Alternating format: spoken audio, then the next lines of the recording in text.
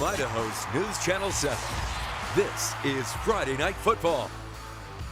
It's hard to believe the first month of the high school football season is officially in the rearview mirror. Welcome to Friday Night Football. Tust alongside Brady, Frederick. I'm telling you, Week 4, maybe the most intense and surprising of them all so far. Yeah, I think your midseason debut is bringing it at the right time. I wish we had the studio audience to clap for you tonight, but you got to see some great games. Sounds. Yeah, no, honestly, the exact opposite happened of both games that I went to that I thought was going to happen for that matter. But yeah. Well, I'll tell you what, we start with our game of the week, what you guys voted. This one was kind of up in the air, but it was still pretty crazy. We jump over to Owyhee High School. It is all black, everything in the student section as they take on Bora. You know, it's very serious, very business-like. But it was actually the Lions taking care of business to start this one off. First quarter, Dylan Lukengay hits Keegan Shearer off the play action. A nice gain to get Bora working on the other side of the field. This drive would stall out into the red zone. Bora elects to just go ahead and take the points. Mo Hodzik knocks it through the uprights for his second field goal of the night. Bora goes up 6-0 in a game where points were kind of hard to come by. Very defensive. Hawaii's offense trying to find some life through the screen game. Instead, it's picked off. Mason McKenna coming up with the big-time, big man INT. Love the celebration, man. He hits the crane pose on him.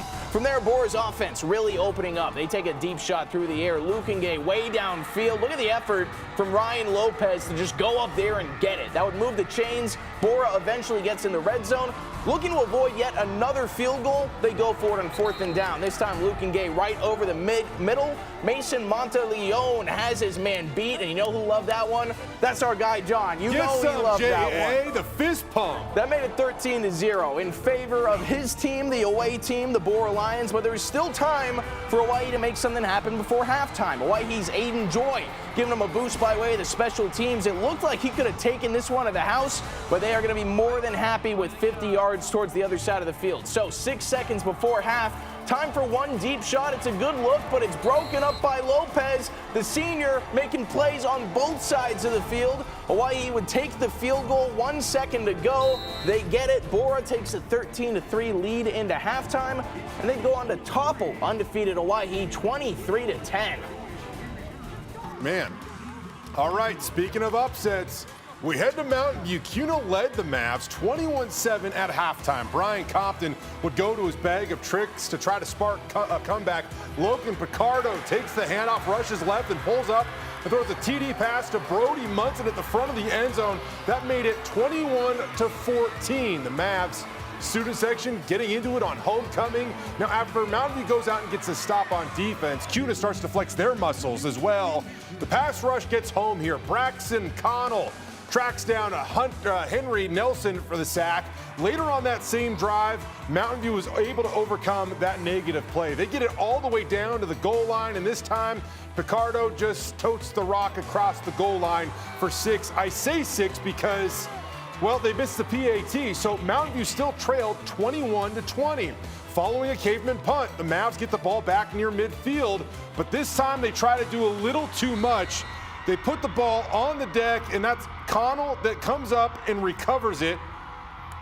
CUNA gets the ball back, up 1 with 4 minutes to go. Now, this one was far from over. Again, CUNA fails to get a first down, so the Mavs get it back, facing 4th and 10 at their own 5. Henry Nelson tosses to Brody Munson, who picks up 76 yards. A big-time play right there. The wheels. Sets up a potential game-winning field goal with 90 seconds to go, right? Mavs student section again going crazy. Unfortunately for Mountain View, this field goal attempt sails wide to the left. CUNA shows the primal way is the only way tonight. They pull off the upset, 21-20 the final. A big victory for the Cavemen.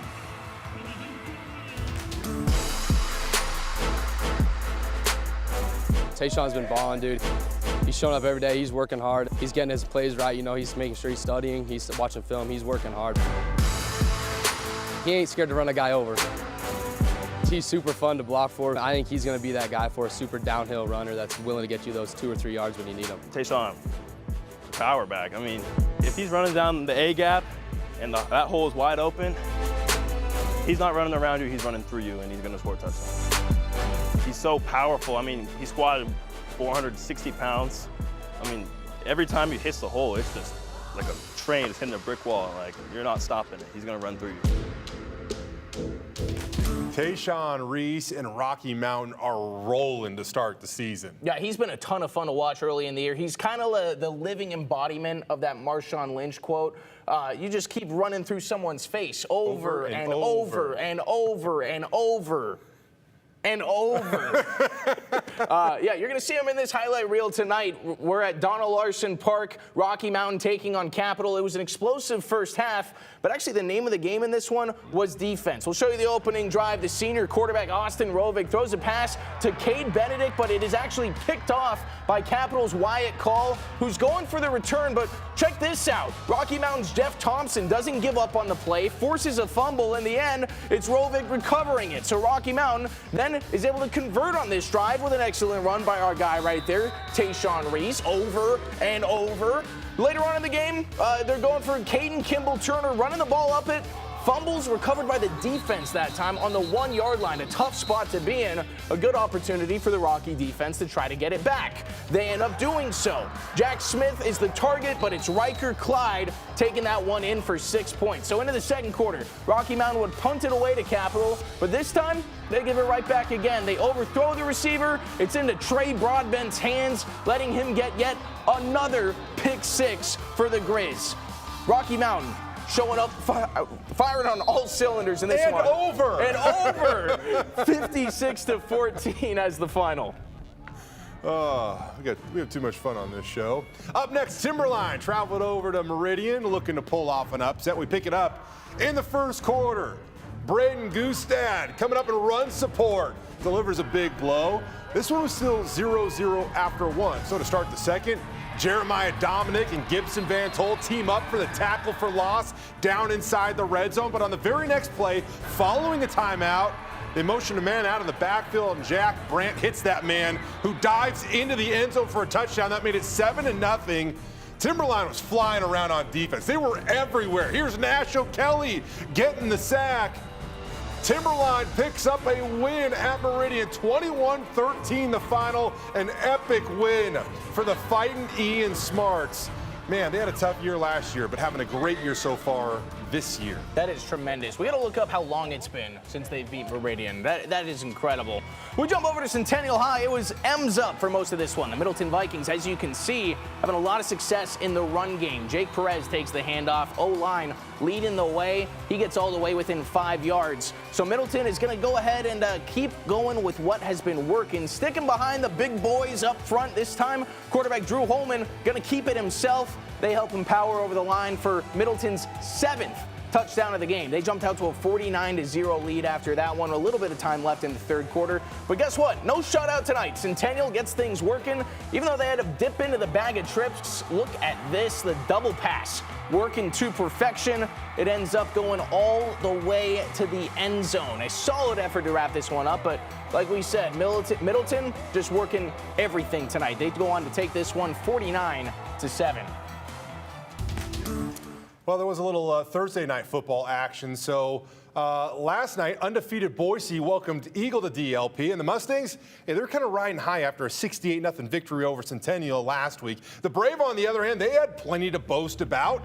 They had won 10 of their last 13 games dating back to the start of last season. So we picked this one up with Eagle up 7-0 midway through the second quarter. Noah Burnham runs a slant, gets absolutely blown up by Grant Spillman.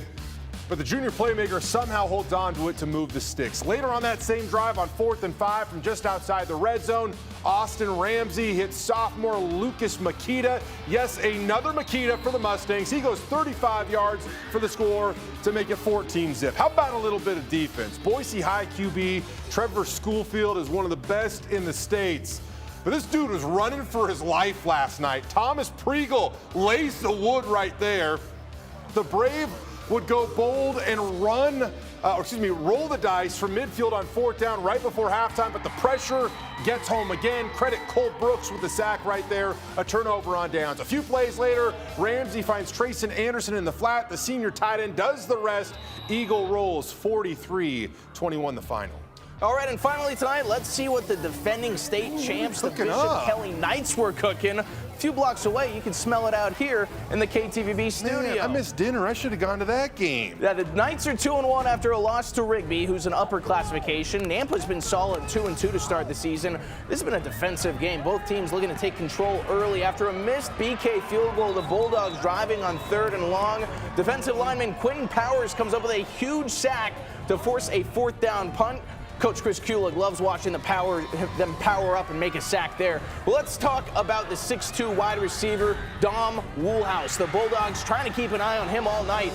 Ben Avella rolls out and connects with him on the deep ball using all of that frame. He comes down with the fingertip catch, just unreal, and that would set up a run right here. Tylen Cashmitter powering himself into the end zone for a score, 6-0, BK in the lead. But like we said, defensive game. That was the only score through halftime. The BK students, they wanted to be on TV. Congratulations, guy. Our quarterback, or our photographer, John Mark Crum, got you on there. BK takes a 19-0 shutout victory. Bouncing back in a big way. Yeah, hey, that Knights defense is so tough. I know Truman Gardner making his first career start for the Bulldogs. Tough place to do it at BK. Hey, let's run through some of these final scores here on Friday Night Football. Ridgeview and Columbia locked in a fist fight apparently, but Columbia gets one more blows and one more point. They win 7-6. Valley View, how about Shea McClellan getting the Falcons soaring high, 50-0. You put them under the lights at Simplot, they're going to come to play. I love that, by the way. Oh, it's awesome. What an awesome opportunity for those kids. Simplot, great field, new turf. Another 50-0 score. Homedale over Jerome. Filer getting past Wood River, 31-16 the final. McCall Donley and Grangeville. Man, what a battle between those two. What a weird final score. Kind of a weird one. Almost like a high-scoring baseball game, at least for one of those teams. 9-2. The final. So I guess that means Grangeville's offense technically did not score in that game. Coal Valley Christian, easy work against Wendell. 47-7 the final. Twin Falls over Canyon Ridge, 28-13. And Emmett and Skyview in a shootout. The Huskies bark past the Hawks, 48-44 the final. Yeah, and I think we got another. Do we still have another slate, Danny? No, we do not. My mistake on that. Yeah, but hey, what a night of football here, man. A number of upsets, and that's what when I was driving from Meridian over to Mountain View, I mean, you were at Owyhee, and basically everybody we thought was going to win was down multiple scores at that point in time. Yeah, no, it's been fun, and I'll tell you what, man, the SIC, maybe outside of the top 2 teams, looks as wide open at this point in the year, maybe as it ever has in my time covering this area. Top 2 is, I mean, Rocky obviously, and then Eagle behind him. That's how it would feel, but I think they're a lot closer than those records stand. Rocky, of course, is undefeated. Eagles' sole loss comes to West Linn, Oregon. It's always a little weird when you go out of state, but West Linn, Oregon is legit. Yeah. They're a tremendous team. When they organized the Northwest Showdown this year, Eagle specifically said, we want the best team. Yeah. And they got the best team. And, I mean, hey, you could speak on this more than I could actually, Brady, but they were in that game until Noah Burnham went down, and then all of a sudden that thing swung quickly in West Linn's favor. Yeah, and no surprise because Noah Burnham is one of the best running backs, one of the best overall players in not just SIC football, in the state of Idaho in the high school ranks. But they still hung in a lot of ways. They still were able to do some big things. By the way, West Linn, do you know who was a proud graduate of West Linn High School? Gardner Minshew. No, that'd be interesting. I just wanted to mention his name. I knew it wasn't him. The Cougs need your support right now. No, Zach Holmes. We're doing a feature story on tomorrow in Bronco Roundup Game Day. Great call. Made his first career start back in his home state of Oregon against the Ducks. I mean, it doesn't get any cooler than that for that kid. But yeah, more on Bronco Roundup in a moment because we want to touch on that because we have a big show coming up tomorrow. What was your takeaway from the night? I mean, outside of the upsets, Cuna, first-year head coach, the primal way. Man, they're doing something right with their culture over there. With those 5 a.m. practice starts or whatever they were doing? Early to rise, late to shine, because that's like, I don't know, that's a late game, but whatever. Awesome to see them do that. Ian Smart, man, like he is one of the good high school coaches around here. He has been dedicated to that program. And, man, they're reaping the rewards of that dedication this year. My takeaway outside of the upsets, though, Jack Brandt is a dude, man. Oh, yeah. And he's only a junior. Hudson Lewis is, I think, his favorite target at wide receiver is also a dog. That would be my biggest takeaway. We talked about it plenty last season, the surge that the Boise Brave put together. And what was the tipping point of when Boise became a fluky good team who had a hot start to a legit, really good team, a playoff power in the Southern Idaho Conference? I think we're kind of getting to that point where Timberline it's not just a hot start. They're a legitimate team. We might be seeing them make playoffs for the first time in a while. I'm not being disrespectful, man, but Ian Smart's texting me right now. We're trying to get him over to the studio. I just don't know if that's going to work out where you can actually play a game in one night and make it here in time. So I'm going to keep you posted on that. But I was really impressed by him. And, you know, it's funny because another guy that plays quarterback had to leave Timberline to be able to play that position over at Rocky Mountain. So you could argue and it's going very well for him, too. You could argue, I mean, I'm not trying to get ahead of myself right here because there's some pretty good quarterbacks in the conference, but I mean, two of the best, I'm confident saying two of the best went to Timberline last year. Yeah, something's changing, man. Right? Usually it's not the city schools that are pumping out the great talent, but obviously things have changed because, as we've talked plenty about, Trevor Schoolfield, one of the best quarterbacks in our area as well. Yeah, that kid, man, he kept getting up last night, and I can't imagine that was... That is a tough test. Yeah, that was a tough test. By the way, unfortunately, thanks for the invite, but they're a little too far away to make it here by the end of the show. And so not going to be able to get Ian Smart in the Wolves tonight. I promise you we're going to get him soon, though. They play some Thursday night games, and that makes it favorable for those schools to come in. Oh, it's always nice when we can get another team in there. And by the way, you know, if you're a coach or a parent, just, you know, email us. Try to get it set up. We're always trying to scramble to get people going in here. I know it's a little late, but hey, stay up. Come out and hang out with us on Friday Night Football. So a fun week 4. And we'll remind you, if you missed any of the highlights, we're going to get these things for you online in a hurry at KTVB.com. Make sure you check them all out. We got all the final scores posted for you as well. And a rather fun week 4. Of course, got to get... Anything else to add? Oh, we got to give a shout out to the photographers. I accidentally called John Mark a quarterback, but what a lot of people don't know is that the photographer is kind of the quarterback of the high school football highlight show, so it actually works. Pretty much is. That's a really good point. And as we've continued to mention, Carson Cloud, a producer, has been stepping up, learning how to shoot. He's getting better each week, just like you want to see a team get better each week. He has been cooking with these clips lately. Carson, I'm not going to lie, man. I forgot that you shot those Rocky highlights because they were so good. Keep it up, my man. That's about as good of a compliment as you can get from Jay. It is, man. I like a little sarcasm in there, and he hasn't been doing this for very long. So some great stuff from our team here at KTVB. A fun night. Going to be an early morning, though. Of course, and an exciting one. We'll go through all you need to know in Bronco Roundup ahead of the home opener. And, of course, if you don't want to wake up at 9 a.m., we get it. Come join us at 7 p.m. digitally on KTVB Plus, the KTVB YouTube page. We'll show you what's happening on the field. Why are you making them pick? Just do both. I'm going to do both. I'm same. I kind of have to, but, you know, same. My mom's going to watch both. My girlfriend's going to watch neither. It's going to be great. Shout out Carrie Frederick.